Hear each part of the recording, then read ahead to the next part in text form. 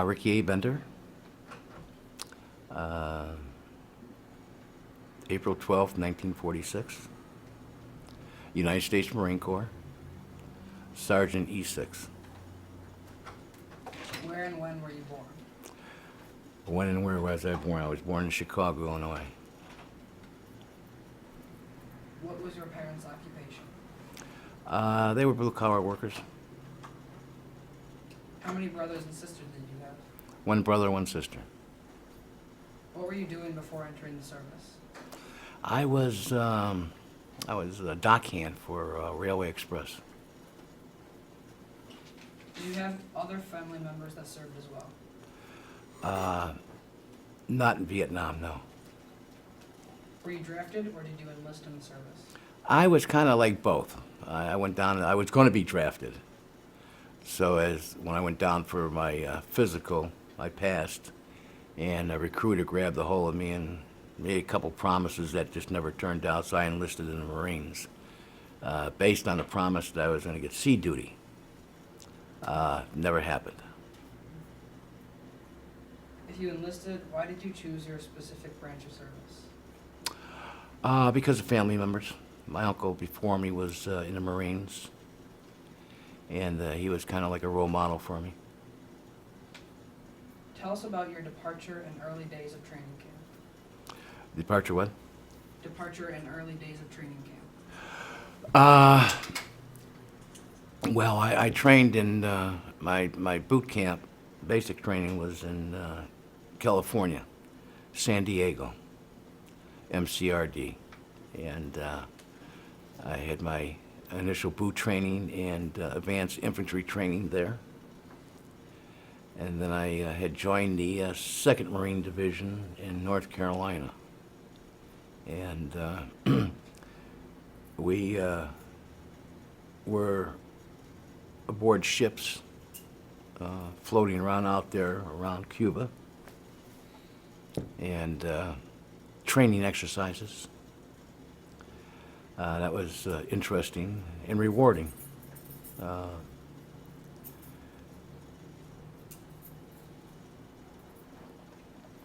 Did you receive any specialized training? Yes, I did. I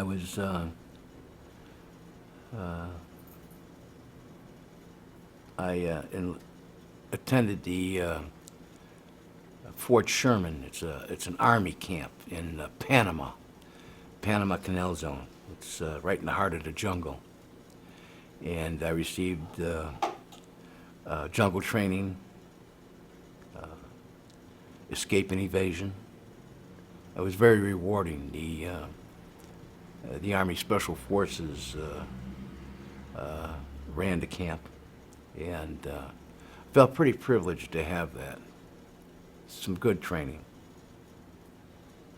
What was it like adapting to military life? You know, at first it was difficult, but eventually you make friends, and you kind of fall into the routine, and you kind of accept that, hey, you know, I'm here. Make the best out of it. So I think the friendships that you make carry you through and give you the strength to carry on. Where did you serve? I served in Vietnam. I was there in July of 1967 through August of 1968. Those were big years. A lot of combat in those years. That was called the Tet Offensive of 1968. Can you give us details of your trip abroad? Well, there really wasn't much to say. Really, you left the States early in the morning aboard a chartered jet. I think we made a couple stops. Wound up in Okinawa, and that was a brief stop before onto South Vietnam. Arrived in South Vietnam and was immediately assigned to a company, battalion. And at that time, we were running Rough Riders, security for convoys from a fire base by the name of Dong Ha up to Quezon. And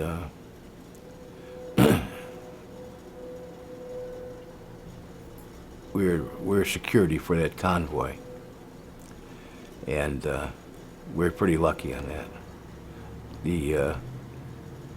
Just a week before, the convoy got ambushed. Took a lot of casualties. But we made it through, uneventful. What kind of action did you witness, or what were your duties on the front line? Well, I suppose the biggest event was the Battle of Quezon. It was called the Siege of Quezon.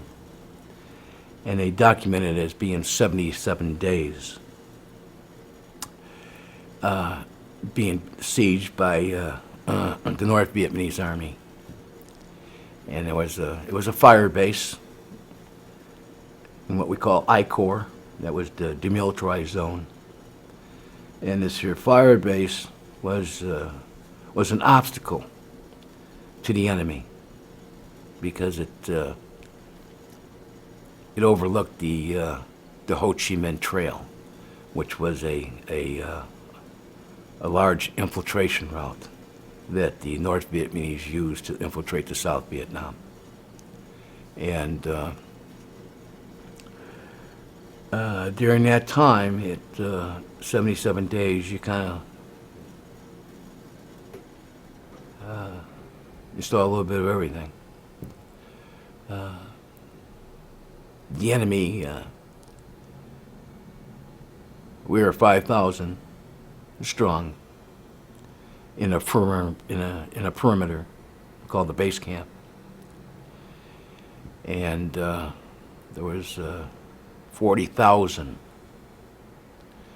NVA soldiers who had us surrounded, cut off, and supplies were coming in through air. But because of the losses of the aircraft and helicopters, they closed the airstrip. So everything that was coming into us, the supplies that we needed on a daily basis, was dropped by parachute. And that was quite challenging. And during the course of the 77 days, you saw we were constantly pinned down or harassed by enemy artillery, mortars, rockets, recoilless rifles.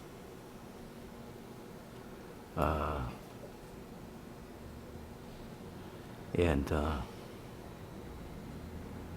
there were times when you spoke to a friend and 5 minutes later the friend wasn't there anymore. Literally. Maybe a boot. And that was pretty tough. There were some tough times there.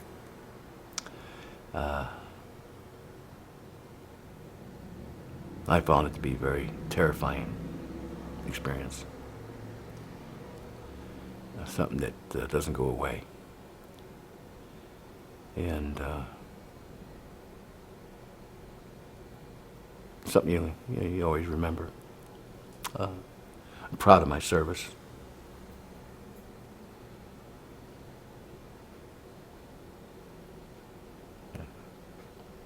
What were your emotions relating to combat?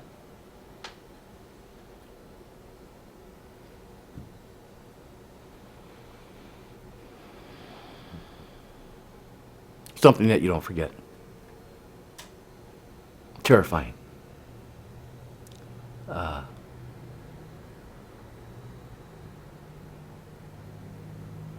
Without being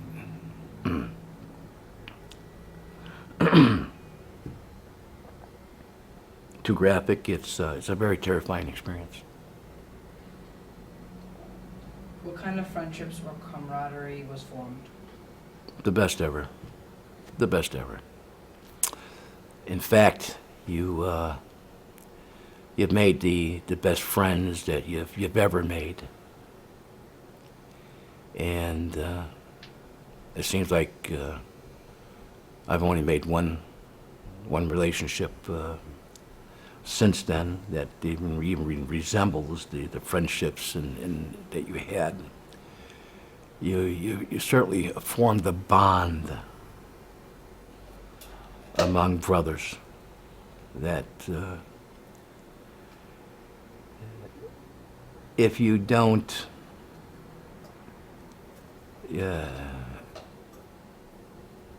oh, it's hard to say, but it's the relationships you'll never forget, the people you'll never forget.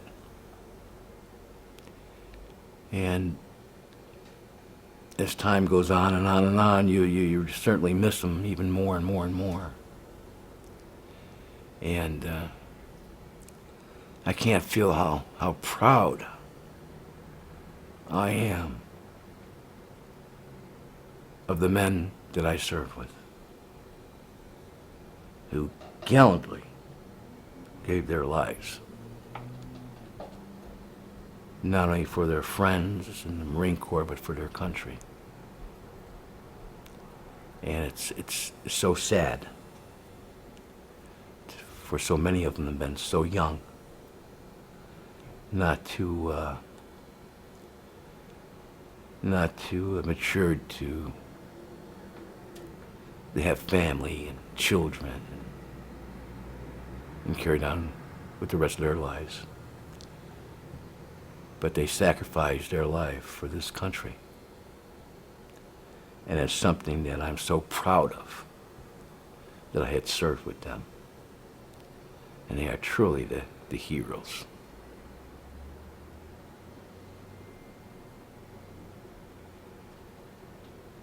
How did you stay in touch with family and friends at home? By letter, and also by cassette, which was pretty unique. But was nice about it is that we could mail them and it was free. So we could mail it anywhere that we wanted to. And it was no charge to us. And it was nice to hear the voices. And actually, I have probably a set of 15 of these from the time I arrived to the time I left. So I have to find a way to put them together. But it'd be a hell of a documentary because it's certainly conversation as it happened. So I have to find a way to put that together. But that was one of the main choices for me to keep in communications with my loved ones. Can you tell us about your recreation or off-duty pursuits? Recreation. I didn't have any. Well, no, that's not true. I had R&R, rest and recuperation, and I had my choice. There were several different choices, and I chose Australia, and loved every minute of it. It's ironic to this day that my middle son is now living in Australia, which I would never even dreamed of. And he's certainly visiting some of the places that I had visited on my R&R, which was Sydney and etc. It's very, very interesting, but I really enjoyed it. But, you know, there's mishaps too. The fellow my partner on R&R, after R&R, we had to return back to Vietnam, up to Khe Sanh, and he didn't make it. He didn't make it back home. I often think of him. And recreation, other than that, I have to tell you, that was about it. We, like I say,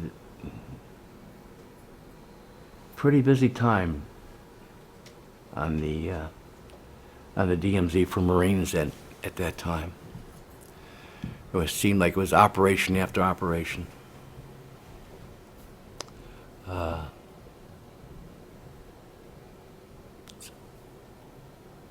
Did you return home before the war ended? Yes, I did. I returned home. I left Vietnam in August of '68 and returned home. Just a brief stay. I was home for leave, and I had to return back to the military. I returned back to Quantico, Virginia, to finish my time. How did you return home? By commercial air. We were flown out of Vietnam to Okinawa once again. There's a big Marine base there, ever since World War II. And basically, change of clothes, some good chow and showers, and get us all cleaned up to come back home. So there for a few days and back on a commercial flight. Landed at Edwards Air Force Base in San Francisco. I remember all of us coming down the steps, and the first thing we did was get down and kiss the ground. Thank God for USA. That's until we got to the parking lot. And that was a little different story. A lot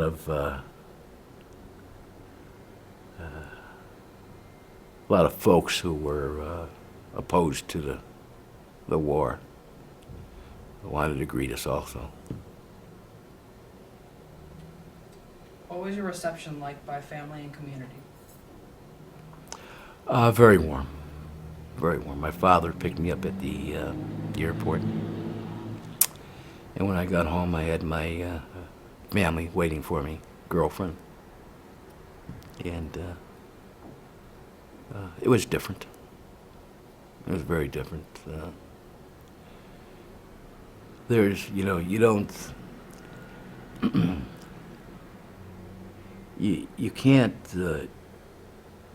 you need a time to adjust. One of the biggest things that, at least I did, that I missed, and I had to get over it, was walking around without my weapon.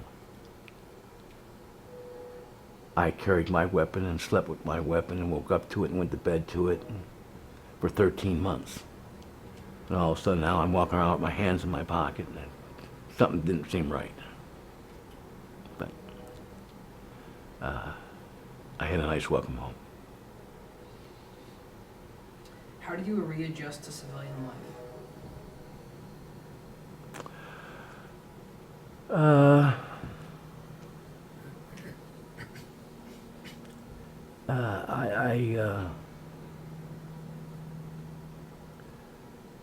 It was tough at first. Very different. One of my experiences where it was I wanted to go back to school, and I did. But unfortunately, I felt very uncomfortable. Here I'm wearing straight leg pants and still partially of my military haircut. And the guy standing next to me is wearing bell bottoms and has hair down to his shoulders and big peace sign on his chest, and kind of different. And I just feel like I didn't belong. And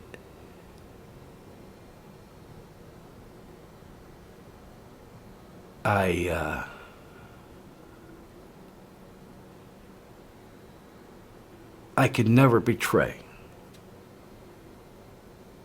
I think that's a good word for it. The service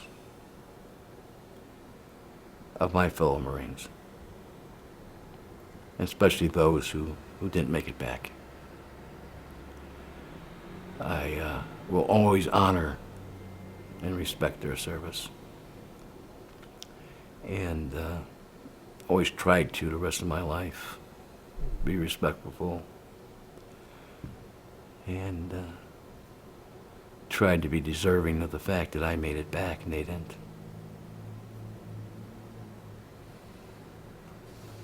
Have you stayed in contact with fellow veterans, and how? Oh yeah, yeah. There's a couple. In fact, we have a group of veterans that we meet every week, and certainly have developed some great friendships, and John being one of them. And we talk to each other on a daily basis. How have wartime experiences affected your life? Very much so.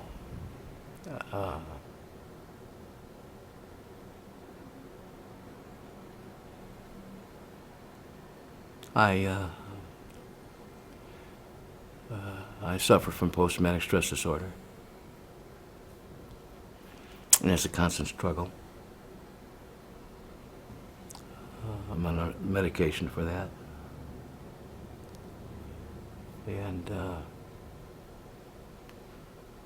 it's a struggle, but you maintain. You do what you have to do, and I think that's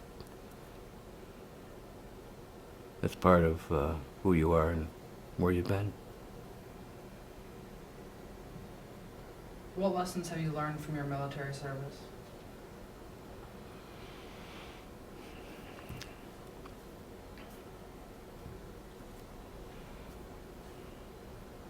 Discipline, dedication,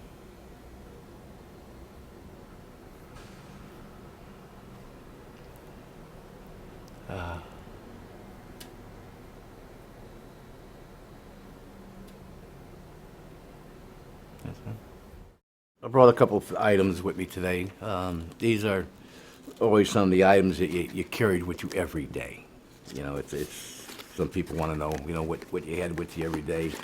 These are a magazine pouch and M16 magazines inside. And on an average, you'd probably carry 3, 6, 9, 12, at least 12 magazines, at least. And maybe 150 rounds, besides everything else that you carried. And probably one of the lifesavers is the poncho, especially on a day like we're having it right now, today. And this is what you wore during the cold, mist, and rainy season. It's a poncho liner, and this is like a raincoat. Kept you nice and warm. Kept you nice and warm. And believe it or not, everybody looks at the temperatures, and yeah, there were the temperatures of 120 plus. But come evening, when the sun goes down, and even if it's only 70 or 65, you're cold versus the drastic drop in temperature. So believe it, and up in Quezon, you're up in the mountains. It was, and not far from the ocean. So it was very chilly. And one thing about Quezon it was known for was the fog, the mist and the fog, every day. Every day it would come in as early as maybe 4 or 5 o'clock in the afternoon, and it would last throughout the evening, and sometimes as late as 9, 10, 11 o'clock in the morning. There were times before it cleared up. So it was pretty challenging, not only having the darkness, but the fog, included. So you can imagine you're kind of like, there were times you were feeling your way around and kind of holding on to your buddy next to you. Still, just, knowing that who was there. Make sure you had somebody with you. But it was those items were something that you carried with you every day, every day.